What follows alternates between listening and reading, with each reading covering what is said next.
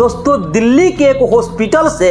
Police वाले को call आती है और जैसे ही पुलिस वाले उस कॉल को रिसीव करते हैं, सामने से व्यक्ति कहता है कि साहब यहाँ पे एक महिला अपने पति को लेकर आई हुई है और उसके पति के शरीर पे कई जगह चाकू का निशान है और उसकी मौत हो चुकी है। अब जैसे इस बात को पुलिस वाले सुनते हैं, पुलिस वाला का एक टीम दोस्तों उस हॉस्पिटल के लिए रवाना होते हैं और जब उस हॉस्पिटल में पहुंचते हैं और वहां पे दोस्तों उसकी जो पत्नी होती है, जब उस महिला से पूछताछ की जाती है तो महिला कहती है कि दरअसल जो उसका पति था उसे ऑनलाइन जुआ खेलने की लत थी और इसी वजह से उसने बहुत सारे लोगों से कर्ज ले रखी थी। वो आर्थिक तंगी से जूझ रहा था और इसी तनाव में आकर उसने खुदकुशी कर ली है, अपने आप को चाकू मार ली है। लेकिन पुलिस वाले दोस्तों जब उस व्यक्ति के बॉडी पे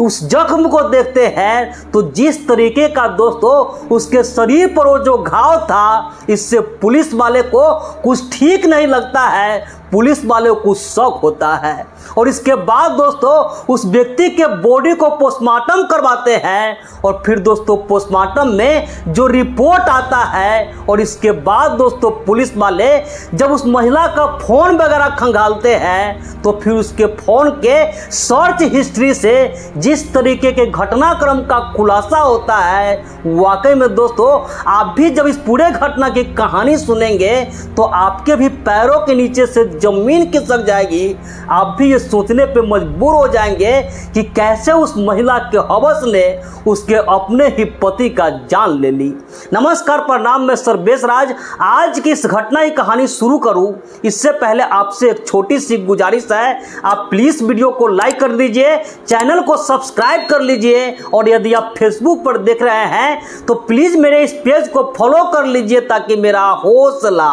बढ़ता रहे। तो दोस्तों आज आपको जिस घटना की कहानी सुनाने जा रहा हूं, दरअसल ये घटना है भारत का राजधानी है दिल्ली और इसी दिल्ली का एक इलाका लगता है निहाल बिहार। इसी निहाल बिहार इलाका का रहने वाला एक व्यक्ति होता है जिसका नाम होता है मोहम्मद शाहिद उर्फ इरफान। दोस्तों जो मोहम्मद शाहिद होता है उसकी उम्र तकरीबन 32 साल के आसपास होती है और वहीं पे दोस्तों उसके साथ उसकी पत्नी रहती थी जिसका नाम दोस्तों फरजाना खान होता है और उसकी उम्र तकरीबन 29 साल के आसपास होती है। दोस्तों दोनों पति पत्नी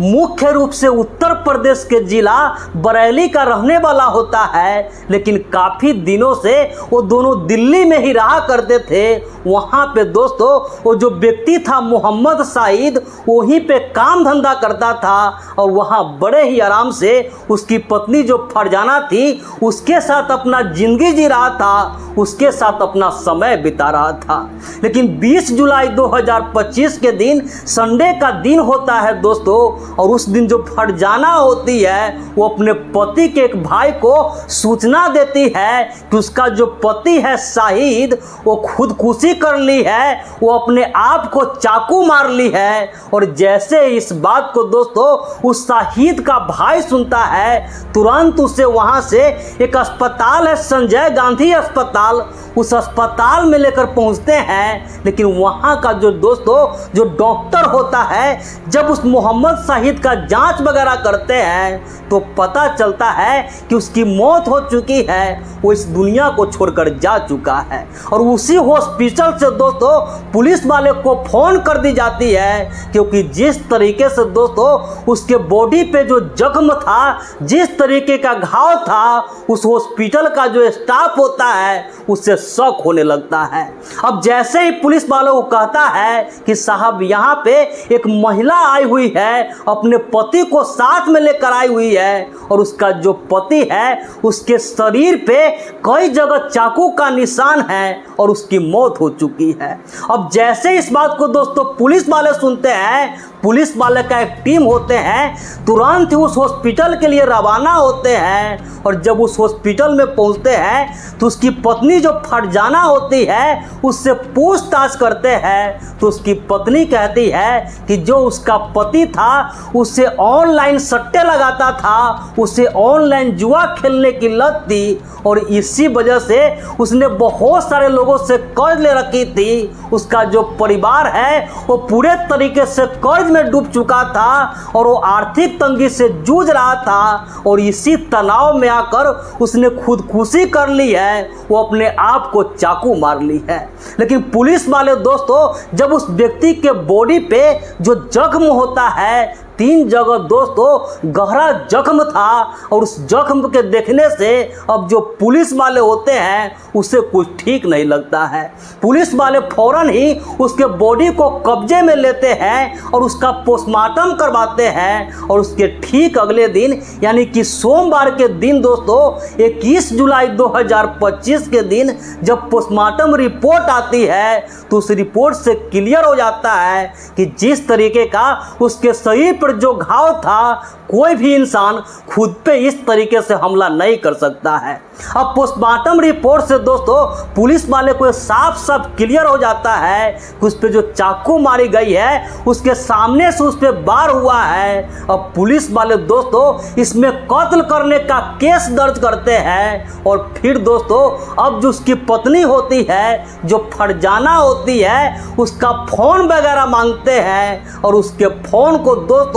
अच्छे तरीके से जांच पड़ताल करते हैं और फिर उसके फ़ोन हिस्ट्री से दोस्तों पुलिस वाले को ये पता चलता है कि दरअसल जो महिला थी जो फरजाना थी उस फ़ोन में वो सर्च की हुई थी कि किस तरीके से सल्फास के गोली से यानी नींद के गोली से किसी को मारा जाता है और चैट को कैसे डिलीट किया जाता है। अब पुलिस वाले का दोस्तों सीधा सीधा जो शक होता है उसके पत्नी पे ही चला जाता है कि जो फरजाना है वो जानबूझकर प्लान की है कि कैसे किसी को मारा जाता है। वो फ़ोन में इंटरनेट पे सर्च की है और जानबूझकर पूरे प्लानिंग के साथ इसके साथ घटना की अंजाम दी है। अब पुलिस वाले दोस्तों वो जो फरजाना होती है उसे हिरासत में लेते हैं और इस जो सबूत वगैरह होता है उसके फ़ोन का जो सर्च हिस्ट्री होता है और पोस्टमार्टम जो रिपोर्ट था इस सब सबूत को दिखाते हुए अब जो फरजाना होती है उससे जब सख्ती से पूछताछ करते हैं तो दोस्तों फरजाना थी यानी मोहम्मद शाहिद का जो पत्नी थी वो पुलिस वाले के सामने ज़्यादा देर टिक नहीं पाती है और सारी सच्चाई सामने आ जाता है। दोस्तों फरजाना होती है वो पुलिस वाले को कहती है कि दरअसल जो उसका पति था उससे शादी तो उसकी हो गई थी लेकिन इस शादी से वो खुश नहीं थी। उसका जो पति था जब भी उसके साथ संबंध बनाता था तो इससे उसकी भूख नहीं मिटती थी, उसकी जो शारीरिक संतुष्टि थी वो अपने पति से उसे पूरा नहीं हो रहा था और उसका जो पति था वो ऑनलाइन जुआ वगैरह भी खेला करता था। इस वजह से उसने बहुत सारी कर्ज ले रखी थी और इसी वजह से दोस्तों वो जो फरजाना होती है अपने उस पति को हमेशा के लिए रास्ते से हटाने का प्लान करती है। उसका दोस्तों उसके पति का एक चचेरा भाई था जो कि बरेली में ही था, उससे उसका अफेयर भी चल रहा था और इस सब बातों को लेकर के अब जो उसका पति होता है उसे रास्ता से हटाने के लिए फ़ोन पे इंटरनेट पे सर्च वगैरह करती है कि कैसे कैसे किस तरीके से घटना का अंजाम दिया जाए और इसके बाद दोस्तों प्लान के मुताबिक उसका जो पति होता है जो मोहम्मद शाहिद होता है उसके सीने पे उसकी पत्नी जो फरजाना होती है वो चाकू से 3 बार हमला करता है और ये हमला दोस्तों इतना जोरदार होता है कि मौके पे ही उस शाहिद की मौत हो जाती है। और इसके बाद दोस्तों वो साजिश के तहत अपने उस पति को अस्पताल लेकर आती है ताकि किसी को उस पर शक नहीं हो और इसमें वो पकड़ी नहीं जाए। लेकिन दोस्तों उसके फ़ोन के सर्च हिस्ट्री के वजह से उसकी सारी सच्चाई सामने आ जाती है और दोस्तों जो महिला होता है अब पुलिस वाले उससे गिरफ्तार कर उसके खिलाफ आगे की कार्रवाई में जुट जाते हैं। लेकिन दोस्तों इस तरीके के पत्नी से आपको सावधान रहने की बहुत ज़्यादा ज़रूरत है। बाकी दोस्तों इस पूरे घटना पर आपकी क्या राय है और ऐसे ऐसे पत्नी के लिए आप क्या कहना चाहेंगे कमेंट करके जरूर बताइएगा। तो इस पूरे घटनाक्रम सुनाने का उद्देश्य किसी के भी भावनाओं को आहत करना नहीं था, किसी का भी दिल दुखाना नहीं था, बस समाज में हो रही सी घटनाओं से केवल आपको जागरूक करना था, सतर्क करना था। तो मिलते हैं ऐसी किसी नेक्स्ट वीडियो में, जब तक के लिए जय हिंद, वंदे मातरम।